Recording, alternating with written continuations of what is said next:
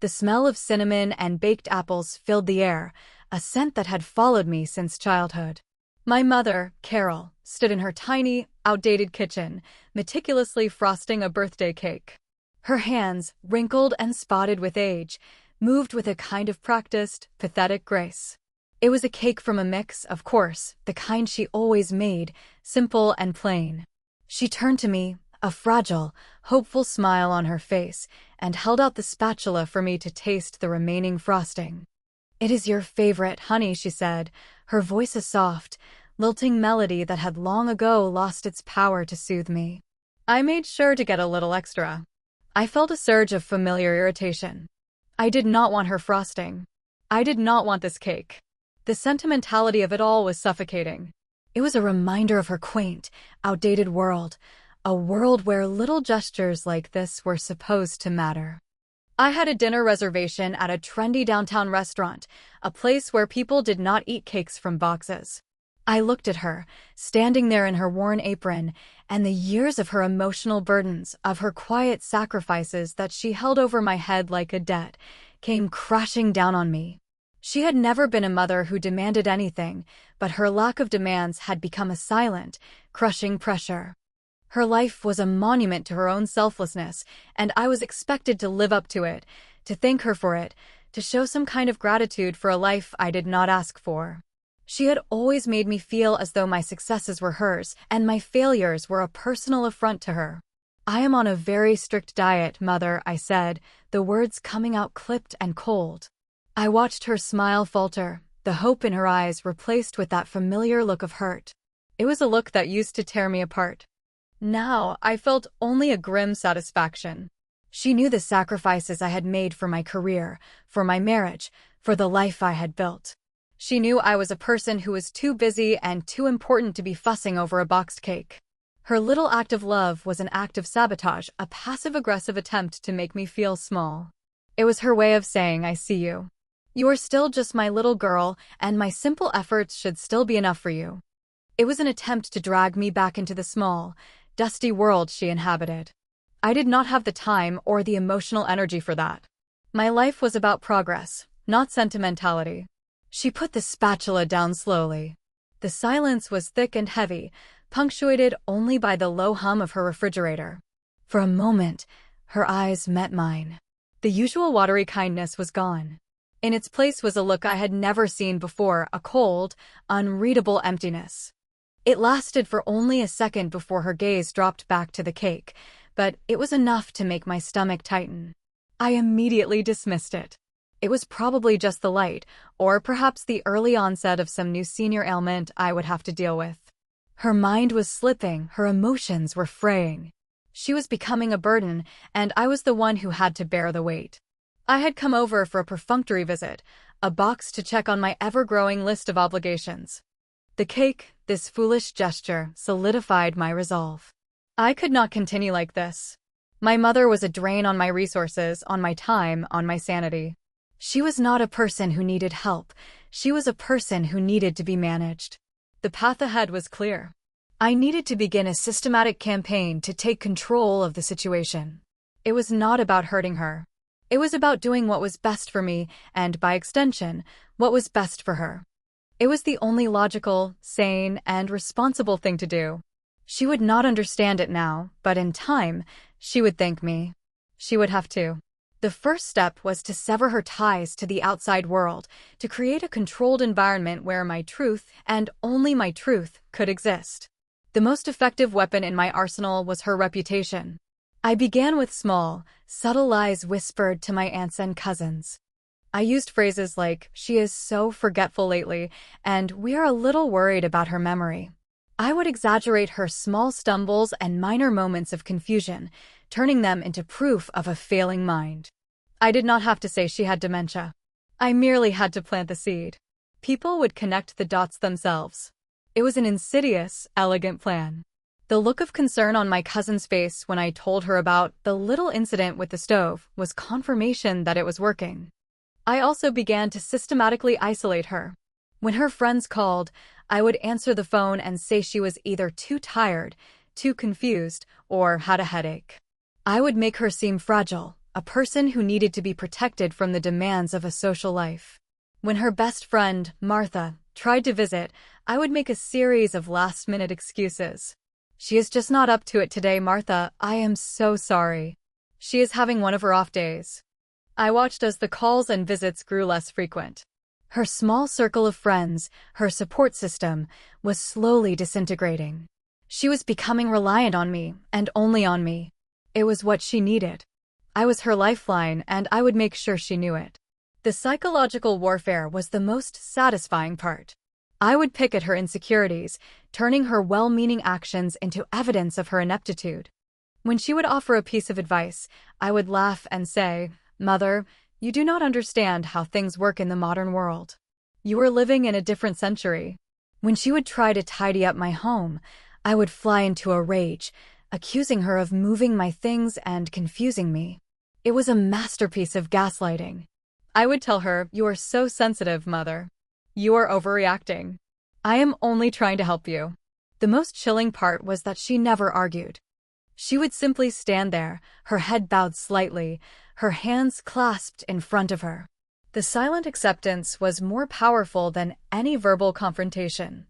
She was a ghost in her own life, and I was the one pulling the strings. Her silence was a sign of her weakness, a confirmation of her broken spirit. I had successfully established myself as her sole arbiter of truth. She no longer questioned me. She no longer fought back. The quiet, passive resistance that I used to dread had been replaced by a vacant, docile obedience. It was a victory, but it was not enough. My control was purely psychological, and it was a fleeting thing. The real power, the ultimate power, was financial. Her home, her savings, her assets, all of it was still hers, a ticking time bomb of independence that could go off at any moment. The next phase was clear. I needed to move from psychological dominance to financial supremacy. I had to secure her future and, in doing so, secure my own. The transition was seamless. I began by presenting it as a matter of convenience and necessity.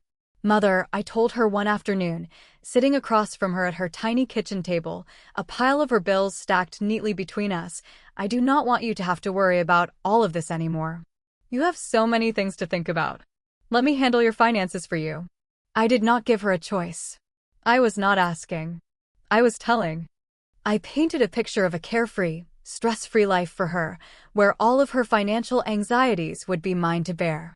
I spoke of the dangers of scams, of her vulnerability. I presented it as a selfless act of protection. She, of course, did not argue. She simply handed me her checkbook and the account information, her expression blank. It was a chillingly easy surrender.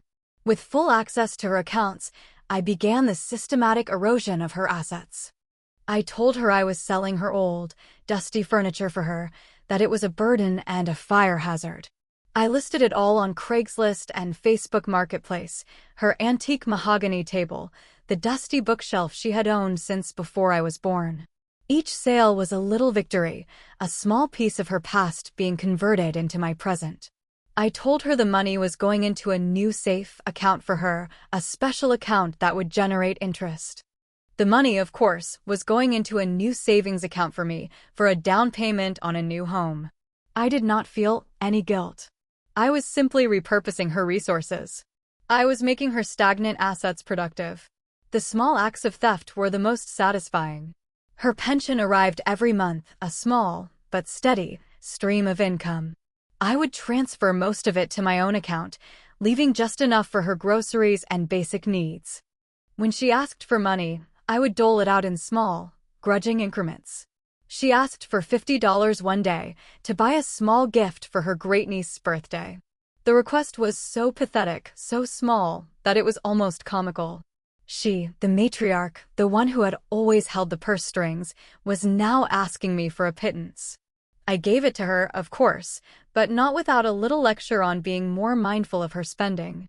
The way she accepted it, without question or complaint, only confirmed my complete and total dominion over her. My grand plan was almost complete. I had broken her spirit, isolated her from her friends and family, and stripped her of her financial independence. She was a shell of her former self, a prisoner in her own home. But there was one final step, one final piece of the puzzle that I had to secure. Her apartment. It was a modest place, but it was in a prime location, a place I had always coveted.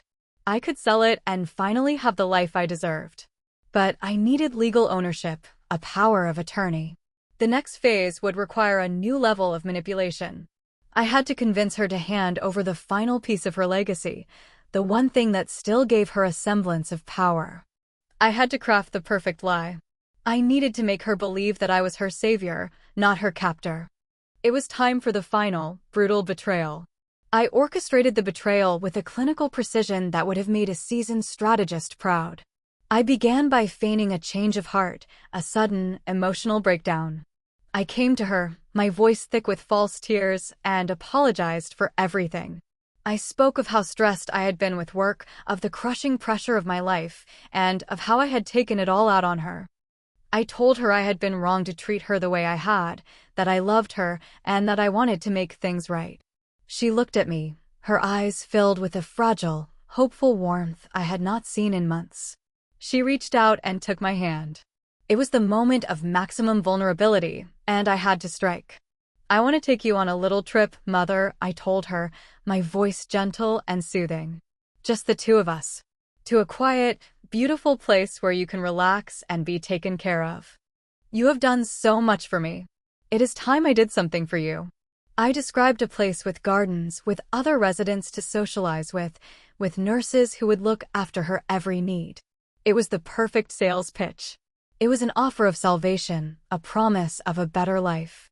I watched as her eyes filled with tears, this time of gratitude. She believed me. She believed that I was finally giving her the escape she deserved. The day came, and I drove her to the place I had chosen. It was a nursing home, of course, a sterile, impersonal place that smelled faintly of disinfectant and old age. The woman at the front desk, a woman with a kind but vacant smile, had a series of documents waiting for me to sign. I sat with my mother in a small, windowless office, the atmosphere thick with the unspoken gravity of the moment. I handed her a document, telling her it was a final piece of paperwork, a formality. It was a legal document that transferred power of attorney and her apartment into my name. "It is just for your taxes, Mother," I said, my voice as calm and steady as a pond. "It will make everything easier for you." She looked at the paper, then at me. Her hand trembled as she took the pen. And then she signed. It was done. The final piece of the puzzle was in my hand. I felt a giddy, triumphant thrill. But as she handed the pen back, she looked at me with that same cold, unreadable gaze I had seen that day with the cake. She did not say anything for a long moment. Then, in a voice that was eerily calm, she said, "I hope you are ready for what comes next." I laughed. "Mother, you are being dramatic. You will be so happy here. This is for your own good." The line from the title of our story. I had to say it to believe it. It was for her own good. It was the final justification, the final nail in the coffin of my guilt. I kissed her on the forehead, the gesture feeling cold and hollow, and walked away. I did not look back. I had won. I had everything I had ever wanted. She was a chapter one was closing for good. I would visit her every few weeks, always for a short period of time, always with a new excuse. "Work is crazy, Mom, you understand." I did not need to visit her. I had her money. I had her apartment. My presence was simply a form of psychological surveillance, a way to observe my victory up close. She sat by the window in the common room, a small, stooped figure in a gray cardigan. Her eyes were distant, her hands folded in her lap. She was broken. She was a ghost. She was exactly what I had intended for her to be. I felt a sense of vindication, a righteous satisfaction. She had finally accepted her place, accepted my narrative. There was no more fight in her. The game was over. For weeks, her apathy was a form of confirmation. She did not cry. She did not beg. She did not even seem to notice me when I came to visit. She just sat there, a blank expression on her face, staring out at a world she was no longer a part of. The other residents would engage in small talk, but she would not participate. She was a quiet, unassuming phantom, a sad, lonely figure that confirmed my own strength. I told my husband, Michael, she is doing great. It is just a transition period. I told my friends, she is so much happier now that she has round-the-clock care. I told myself the same things. It was a truth I had constructed, and she was living in it. But then I saw the shift. It was a small, almost imperceptible change. I was visiting one afternoon when I noticed that the vacant, defeated look in her eyes had been replaced with something else entirely. It was a cold, steely resolve, a kind of unyielding hardness that made my skin crawl. There was no fear in her gaze, no desperation. Only a chilling, alien resolve. I dismissed it as a new phase, perhaps a new symptom of her mental decline. She is a little different today, I told the nurse on duty. Just quiet. It is a new thing. The nurse simply nodded, a tired smile on her face. She is always a bit quiet, the nurse said. I left the nursing home feeling a little uneasy. I told myself it was just my imagination, but the image of her eyes, cold and calculating, lingered in my mind. The feeling gnawed at me, a tiny insect burrowing under my skin. I returned a few days later, a new sense of unease bubbling in my chest.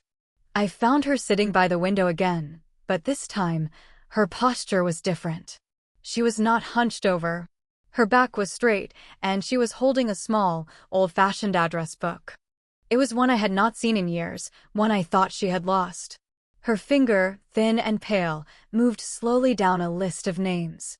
She paused on one, then on another, and then, with a slow, deliberate movement, she pulled her old flip phone from her pocket and made a phone call. She was not a prisoner anymore. She was a general. She was beginning her war. My sense of unease intensified as I began to notice small, unsettling details. I would visit her, and the phone in her room would be busy. When I asked her who she was talking to, she would say, "An old friend." I did not believe her. Her friends were no longer in her life. I assumed it was one of the nurses, indulging her in conversation. I would see mail addressed to her, not the junk mail I was used to, but official-looking letters with legal stamps on them. When I asked about them, she would say, "Just documents for taxes." A little cleanup. I rationalized it away. It was a delusion. It was a symptom of her aging mind. She was harmless. But the oddities continued to pile up. I found myself obsessively checking her bank accounts, a habit I had developed to track my own growing wealth. The money was still flowing, the deposits from her pension were still coming in, and the withdrawals I was making were still going through. Nothing seemed out of the ordinary. Yet, I felt a kind of paranoid anxiety, a feeling that I was missing something. I had become so used to her apathetic silence that any sign of independent action, no matter how small, felt like a threat.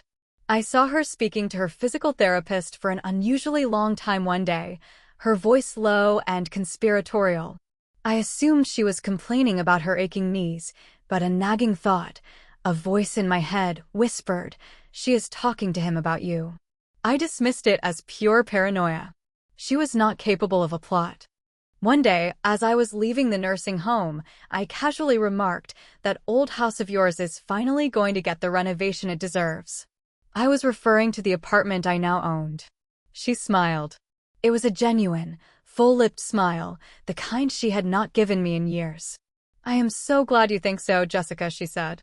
"It has been a long time coming." My friend Frank, the one from the bank, he said the same thing when we were looking over the deeds. He said it was just a matter of time. I froze. Frank.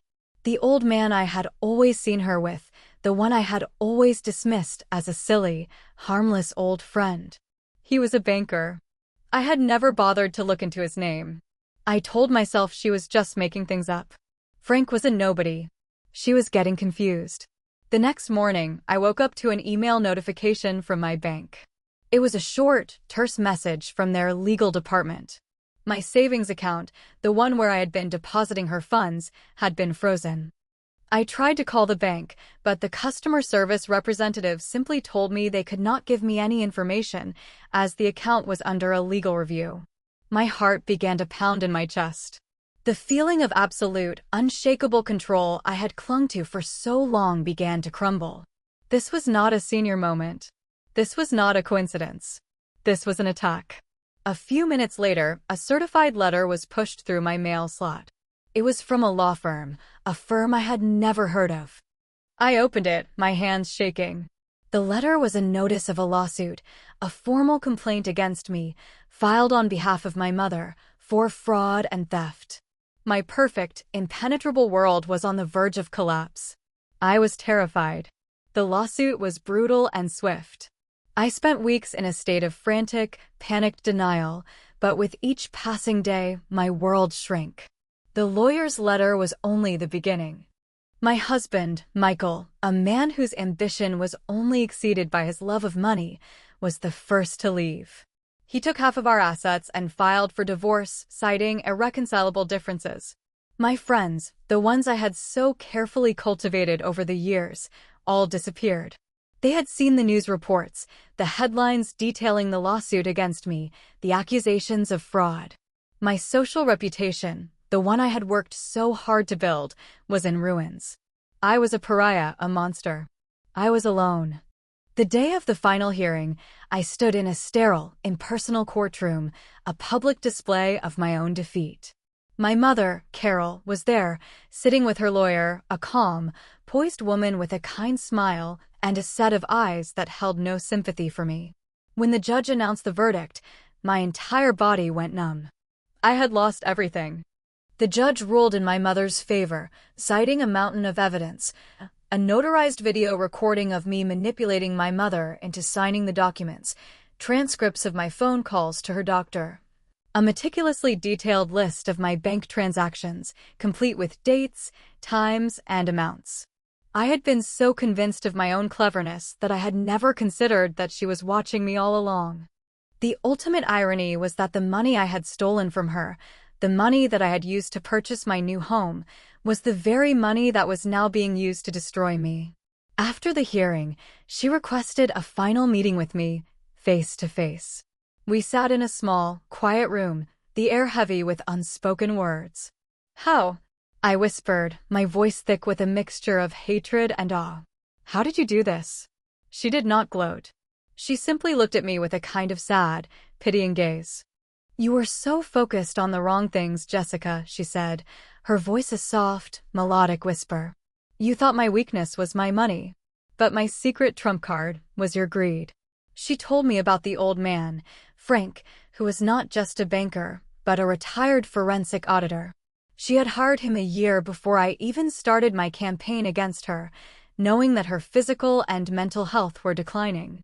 She had given him access to her accounts, instructing him to meticulously document every transaction, every call, every whisper of a rumor I started. She told me about the private investigator she had hired, the one who had taken photos of her bank statements and recordings of me gaslighting her on the phone. She had not been helpless. She had been preparing. The last time I saw her, she was getting into a taxi, a small, elegant suitcase at her feet. She was not a pathetic, broken figure. She was a woman who had fought a war and won. She smiled at me, a calm, serene smile that held no malice. I was a ruined, hollow shell of a person, a cautionary tale of my own making. I had lost my husband, my career, my home, my reputation, and my freedom. I had believed I was a master of a grand design, but in reality, I was nothing more than a pawn in a game I never even knew I was playing. My final thought was not of remorse, but of a burning, all-consuming hatred. A hatred that was not for her, but for myself. The game was over, and I had lost everything.